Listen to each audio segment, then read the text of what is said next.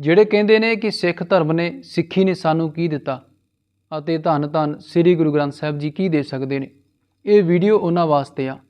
ਗੁਰਬਾਣੀ ਨੇ ਇਹੋ ਜਿਹੇ ਸੂਰਮੇ ਪੈਦਾ ਕੀਤੇ ਨੇ ਜਿਨ੍ਹਾਂ ਸੂਰਮਿਆਂ ਦੇ ਅੱਜ ਚਰਚੇ ਦੁਨੀਆ ਭਰ ਵਿੱਚ ਨੇ ਅਤੇ ਇਹ ਵੀਡੀਓ ਉਹਨਾਂ ਵਾਸਤੇ ਆ ਜਿਹੜੇ ਸਿੱਖ ਧਰਮ ਨੂੰ ਛੱਡ ਕੇ ਇੱਧਰ ਉੱਧਰ ਭੱਜੇ ਫਿਰਦੇ ਨੇ। It's football Sunday and the Dallas Cowboys have a new theme, Carpe Omnia. Specifically, I want to get into the history of this figure right here, a Sikh warrior. He's popping up on a lot of hoodies. So who is he? A 19th century Sikh commander-in-chief, Singh Nalwa, who was a Sikh and so practiced Sikhism, one of the youngest and largest religions in the world. It was founded in 1469 in northern India by Guru Nanak Dev Ji. After meditating for 3 days, Guru Nanak proclaimed that there is no Hindi, there is no Islam, there is only one God and we are all equal before him. He claimed that he merged with God during his meditation and that was God's message. He became a guru, a spiritual teacher, and his followers became Sikhs, or seekers of truth, or learners. He taught the equality of gender, class, religion, which was radical for the 15th century alone, but also particularly in northern India. There were two major religions, Hindu, which was what most of the native population was, and Islam because of the Muslim rulers invading the territory. And eventually, as Sikhism grew over the course of 200 years, the Sikh teachings began to heavily conflict with Muslim rule, and eventually led to the executions of the 5th and 9th gurus. Compare the title guru to that of Pope in Catholicism. It's the lead teacher in charge. So them being martyred is a really big deal.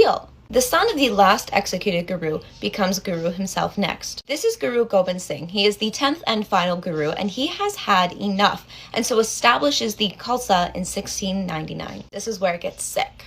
Khalsa, he decides, is basically going to be a warrior class of Sikhs. It's an army that is going to defend its territory. In order to choose the original warriors, he drew his sword among a group of men and asked, who is willing to sacrifice his head? A man volunteered. He was led into a tent and Guru Gobind Singh emerged alone with a bloody sword to the crowd. He asked for another volunteer. A man raised his hand. They were led into a tent. Sometime later, he emerges again, alone with a bloody sword. He does this 5 separate times with 5 different volunteers, and these men passed. These 5 men, known as the Beloved Five, would become the foundation for the Khalsa, and eventually would command over 80,000 warriors over the next few days. Now, upon initiation, the male Sikh warriors were given the title of Singh upon initiation.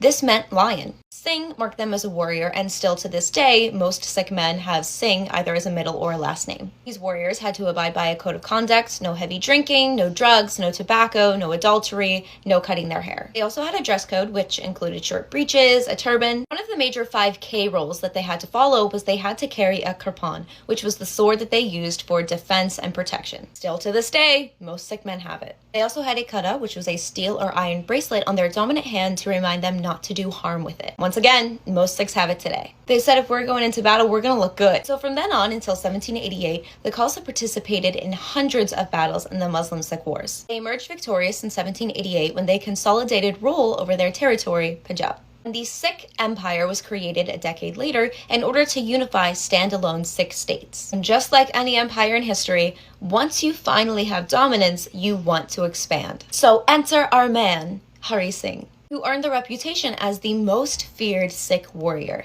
Both his grandfather and father were outstanding fighters, so he did have a reputation to live up to. But history has it that the thing that made him stand out most in his youth was when he went hunting and a tiger attacked him and his horse. Rather than letting his fellow hunters help him and intervene, Singh killed the tiger with his bare hands, sword, and shield. From a teenager, he earned the nickname Tiger Killer. And also, just as a teenager, he was responsible for one of the few defeats of an Afghan monarch in the Battle of Kasur in 1807. He conquered much of what is today modern Pakistan and expanded the borders of the Sikh Empire from the Indus Valley to the Khyber Pass. Before then, not many people used the Khyber Pass because it was a cesspool for criminal activity. Very dangerous. He brought law and order. He was also a builder. He built over 56 structures in his lifetime when he was governor over the territories that he conquered.